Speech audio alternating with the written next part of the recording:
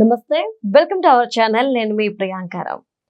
ప్రశాంత్ కిషోర్ ఈ పేరు తెలియని వాళ్ళంటూ ఉండరు. ఎందుకంటే ఈయన ఒక వ్యూహకర్త. మరి ఈ వ్యూహకర్త బీహార్ ఎలక్షన్స్ లో పార్టీ పెట్టి పోటీ చేశారు. అంటే ఈయన కాదు, ఈయన తరపున వేరే వాళ్ళు పోటీ చేసినప్పటికీ కూడా ఆయన ఒక్క సీటు కూడా గెలవలేకపోయారు. మరి నెక్స్ట్ ప్రశాంత్ కిషోర్ పరిస్థితి ఏంటి అనేది తెలుసుకుందాం. దీని గురించి మనతో మాట్లాడడానికి సీనియర్ జర్నలిస్ట్ సిఎస్ రావు గారు ఉన్నారు. ఆయన అడిగి తెలుసుకుందాం. నమస్కారం సార్.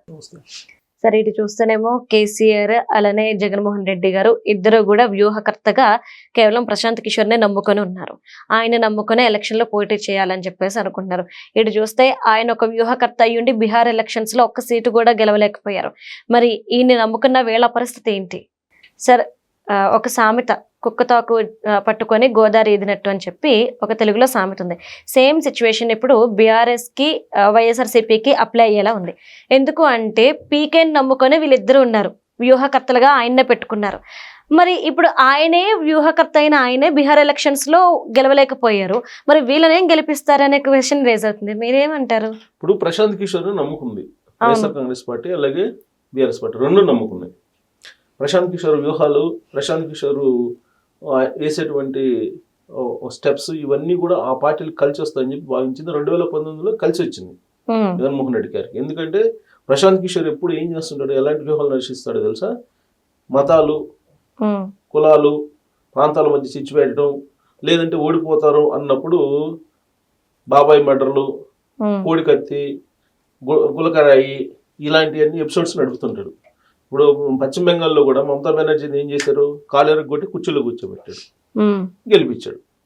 ఇక్కడ కూడా జగన్మోహన్ రెడ్డి గారిని అప్పుడు కోడికత్తి, బాబాయ్ మర్డరు వీటితోటి 2019లో అధికారంలోకి తీసుకురాగలిగాడు. కేటీఆర్ గారు లాస్ట్ 2023 ఎన్నికల్లో కేటీఆర్ గారికి హెల్త్ బాగాలేదని ఇదని అది కూడా అక్కడ కూడా డ్రామా చేయించాడు. ఫుల్ ఫ్లెడ్జ్డ్గా సలహాదారు కాదు కానీ పార్ట్ టైం సలహాదారు బీఆర్ఎస్ పార్టీకి 2023లో ఎవరు, ప్రశాంత్ కిషోర్. సో వీళ్ళిద్దరూ, ఆయనేమో దేశకీ నేత అని చెప్పేసి పెద్ద ఎత్తున ప్రచారం చేశాడు ప్రశాంత్ కిషోర్ మాటని. ప్రశాంత్ కిషోర్ అనేక సందర్భాల్లో కలిశాడు ఎవరిని, కేసీఆర్ గారిని. కలిసి మన తెలంగాణ కాదు దేశంలో 3 ఆల్టర్నేటివ్ కావాలి, కాబట్టి మీరు దేశకీ నేతగా మారండి అని చెప్తే ఆయన మాటని దేశకీ నేతగా మారి చతికిల పడ్డాడు. ఇప్పుడు రాష్ట్రం కూడా పోయింది. ఇక జగన్మోహన్ రెడ్డి గారిని 150 స్థానాలతో ఆడ కూర్చోబెట్టాడు 2019 ఎన్నికల్లో. 2024 వచ్చేటప్పటికి అసలు ఐపాక్నే వాళ్ళు ఓన్ చేసేసుకున్నారు. ఐపాక్ సంస్థనే ప్రశాంత్ కిషోర్ని పంపించి ఐపాక్ ఓన్ చేసుకుని ప్రశాంత్ కిషోర్ శిష్యులతో నడిపించారు వైఎస్ఆర్ కాంగ్రెస్ పార్టీ 2024.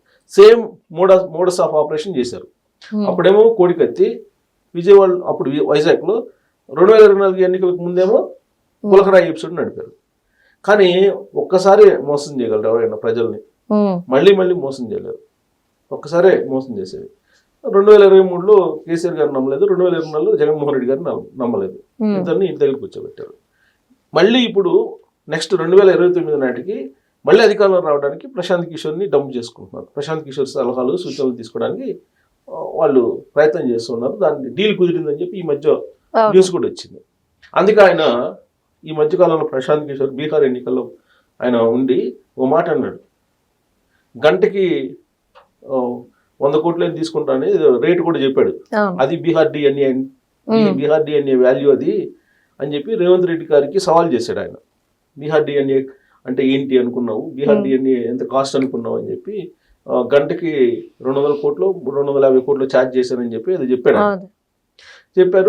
అందరూ ప్రశాంత్ కిషోర్ చెప్తే అంతా అయిపోతుంది అన్నట్టుగా ప్రశాంత్ కిషోర్ వ్యూహాలే వేరు, ప్రశాంత్ కిషోర్ నమ్ముకుంటే కనుక అధికారంలోకి వస్తామని చెప్పేసి అందరూ నమ్మేటువంటి పరిస్థితి తీసుకొచ్చారు.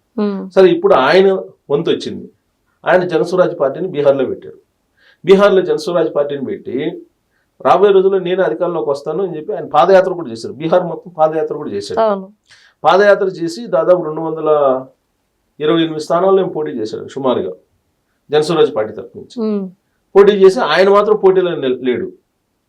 విచిత్రమైన పరిణామం. జనస్వరాజ్ పార్టీకి అధినేత ప్రశాంత్ కిషోర్, కానీ ఆయన మాత్రం పోటీ చేయలేదు. ఆయన అభ్యర్థులు పెట్టాడు. 218 స్థానాల్లో పోటీ పెట్టి ప్రచారం చేశాడు. ఈయన సీన్ కట్ చేస్తే ఇవాళ వచ్చినటువంటి ఎన్నికల ఫలితాలను చూస్తే అడ్రస్ లేడు. అడ్రస్ కూడా లేదు ఎక్కడ, ఒక్క స్థానంలో కూడా గెలవడం కాదు, డిపాజిట్లు రాలే, ఎక్కడ డిపాజిట్లు రాలే.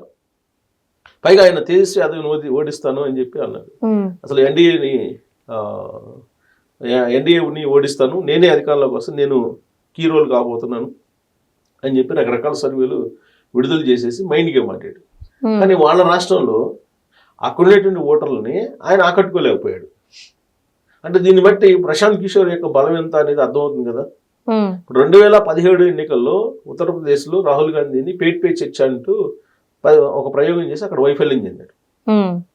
అలాగే రీసెంట్ గా జరిగినటువంటి ఢిల్లీ ఎన్నికల్లో ఆప్ పార్టీకి వ్యూహకర్తగా వ్యవహరించి అక్కడ వైఫల్యం చెందాడు. అంటే ఆయన వైఫల్యాలు అనేది దాచిపెడుతున్నారు వైఫల్యాలని. అలాగే వైఫల్యాలను దాచిపెట్టి ఓన్లీ సక్సెస్ని, ఏదైతే తెలుగు రాష్ట్రాల్లో ఆంధ్రప్రదేశ్లో సక్సెస్ అయ్యాడు, జగన్మోహన్ రెడ్డి సీఎం అయ్యాడు, ఆ ఒక్కదాన్ని చూపించి ప్రశాంత్ కిషోర్ బ్రహ్మాండమైనటువంటి సర్వే చేస్తారు, ఆయన చెప్పినంత నిజం అని చెప్పేసి నమ్మినటువంటి కేసీఆర్ గారేమో ఇప్పుడు రాజకీయంగా ఆయన పరిస్థితి ఏంటో ఆయనకు అర్థం కాక ఫామ్ హౌస్లో కూర్చున్నాడు. సో కాబట్టి ప్రశాంత్ కిషోర్ యొక్క బలం ఏంటి, బలహీనత ఏంటంటే ఈ బీహార్ ఎన్నికల ఫలితాలతో తెలిసిపోయింది.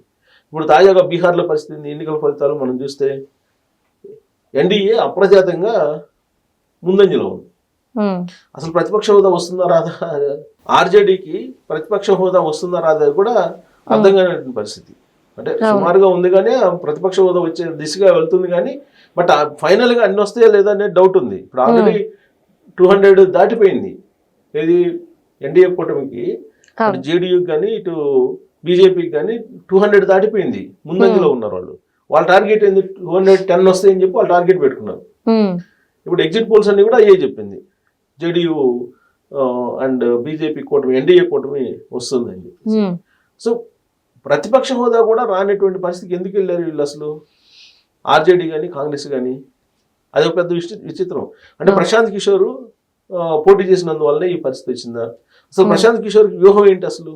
ప్రశాంత్ కిషోర్ కాంగ్రెస్ పార్టీని దెబ్బతీయాలనుకుంటున్నాడా, బీజేపీని దెబ్బతీయాలనుకుంటున్నాడా, లేదా ఈ రెండు పార్టీలు దెబ్బతీసి కేసీఆర్ గారితో జగన్మోహన్ రెడ్డి గారితో కలిసి ఢిల్లీ పీఠం మీద ఎక్కాలనుకుంటున్నాడా, ఆయన ఏం వ్యూహకర్త అనేది ఈ ఎన్నికలతో తెలిసిపోయింది. ఆయన యొక్క గ్రాఫ్ కానీ ఆయన మాట కానీ ఈ ఎన్నికలతో వినేటువంటి పరిస్థితి ఇక్కడ ఉండకపోవచ్చు రాబోయేటువంటి రోజు. Okay, right. Thank you so much sir. Thank you.